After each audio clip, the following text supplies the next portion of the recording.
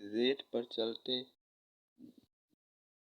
रेगिस्तान में रेत पर चलने में व्यक्ति को कठिनाई होती है, पर ऊँट आसानी से क्यों चल पाता है? व्यक्ति के पैरों का क्षेत्रफल ऊँट से कम होता है, अतः क्षेत्रफल कम होने से दाब अधिक लगता है। व्यक्ति के पैरों का क्षेत्रफल ऊँट से कम होता है, अतः क्षेत्रफल कम होने से दाब अधिक लगता है, तब पैर रेत में धंस जाते हैं। अब जबकि ऊँट के पैरों का क्षेत्रफल अधिक होने से दाब कम लगता है और ऊँट के पैर रेत में नहीं धंसते और ऊँट आसानी से चल पाता है। इसी प्रकार है जैसे एक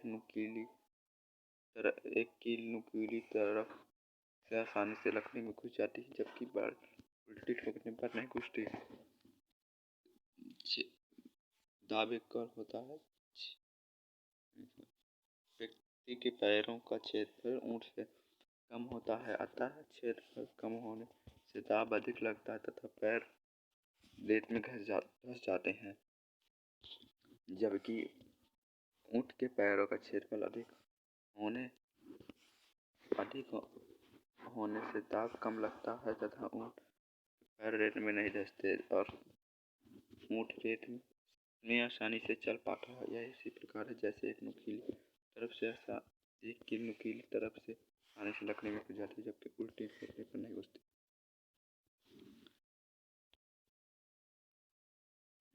उबलते हुए पानी की अपेक्षा भाप अधिक जलन पैदा क्यों करता है? उबलते हुए पानी का तापमान 100 डिग्री सेल्सियस है, जबकि भाप में कुछ अतिरिक्त गुप्त ऊष्मा होती है, जिसके कारण भाप अधिक जलन पैदा करता है। भाप में अतिरिक्त गुप्त ऊष्मा 536 कैलोरी होती है।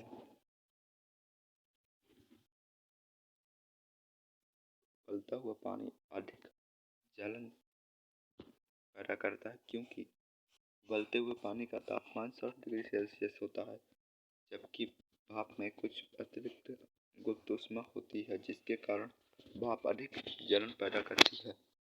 भाप के अतिरिक्त गुप्त ऊष्मा का मान 536 किलो कैलोरी होता है।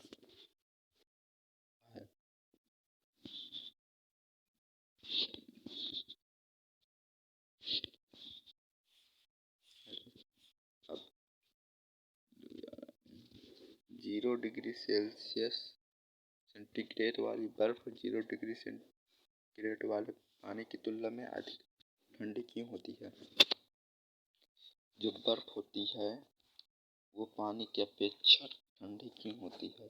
0 डिग्री सेल्सियस पानी की अपेक्षा बर्फ की कुछ ऊष्मा 80 किलो कैलोरी बर्फ की कुछ ऊष्मा जो है वो 80 किलो कैलोरी होती है। पानी में 80 किलो कैलोरी ऊष्मा कम होती है होने के कारण पानी में 80 किलो कैलोरी ऊष्मा कम होने का कारण 0 डिग्री सेल्सियस बर्फ 0 डिग्री सेल्सियस वाले जल की अपेक्षा अधिक ठंडी होती है।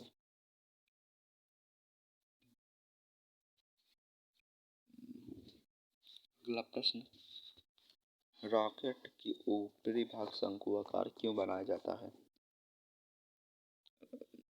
रॉकेट का ऊपरी अपर लेयर शंक्वाकार इसलिए बनाई जाती है क्योंकि रॉकेट का वेग बहुत अधिक होता है, जिसके कारण रॉकेट का से घर्षण भी अधिक होता है।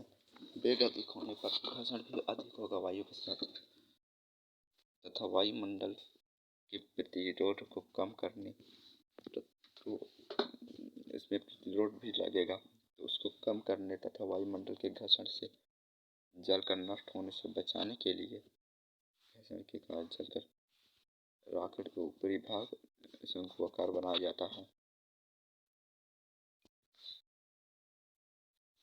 अगला प्रश्न, चमगादड़ रात्रि के अंधेरे में भी कैसे उड़ सकते हैं?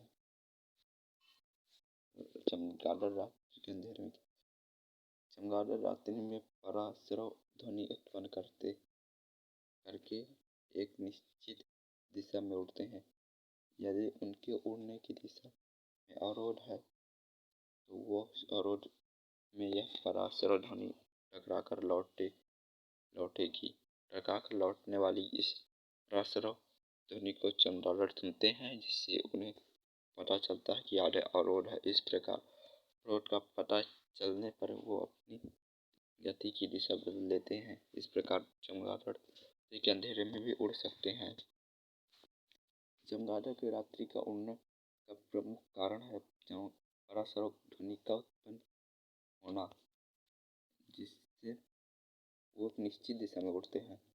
यदि उड़ने की दिशा में वह कुछ अवरोध आ गया तो अवरोध से यह पराश्रव ध्वनि लौट टकराएगी और वापस आ जाएगी। इस चमगादड़ इससे पता चल जाता है कि आगे अवरोध है, आगे अवरोध है। इस प्रकार चमगादड़ रात्रि के अंधेरे में भी उड़ सकते हैं।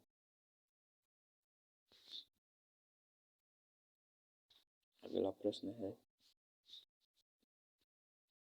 क्या कारण है कि शीशे में हम अपने को तो तब भी देख पाते हैं जब इसके ठीक सामने होते हैं, पर ऐसी और बहुत सी चीजें जरूर दिख जाती हैं जो शीशे के सामने नहीं होती। इसका क्या कारण है? जब हम शीशे के सामने होते हैं तो हम जब शीशे के हम सामने तभी दिख पाते हैं, जब इसके ठीक सामने होते हैं वो शीशे पे हम अपने को तभी देख पाते हैं जब इसके सामने होते हों। और ऐसे और बहुत सी चीज़ें जरूर दिख जाती हैं जो शीशे के सामने नहीं होती, जो शीशे के सामने नहीं होती। तो इसका कारण है कोई भी बहुत वस्तु तब दिखाई देती है जब प्रकाश स्रोत से चली प्रकाश की किरणें वस्तु से टकरा कर हमारी आंखों तक पहुँचती है। इसे प्रकाश का परावर्तन कहते हैं, रिफ्लेक्शन ऑफ लाइट। शीशे में हम अपने आप को तभी देख सकते हैं जब हम चली प्रकाश की किरणें शीशे को लंबवत टकराएं। ऐसा तभी हो सकता है जब शीशे के ठीक सामने खड़े हों, परंतु शीशे के सामने ना और भी काफ़ी सारी वो वस्तुएं भी दिखाई, इससे चला हुआ प्रकाश शीशे से टकराने के बाद हमारी तक पहुंच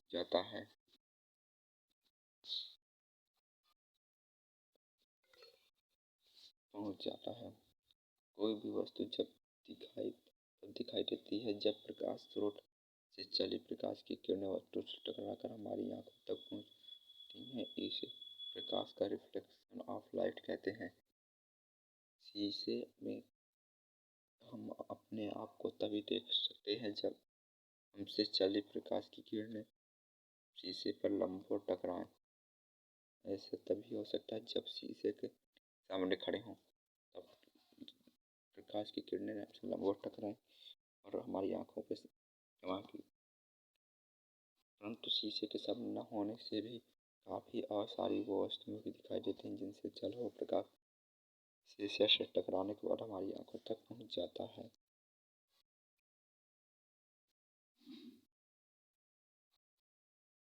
अगला प्रश्न है, पदार्थ रंग बिरंगे क्यों दिखाई देते हैं?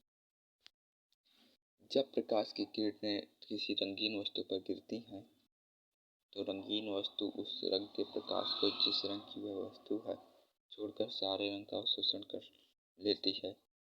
बाकी प्रकाश जो परिवर्तित कर देती है, जैसे घास का हरा दिखाई देना।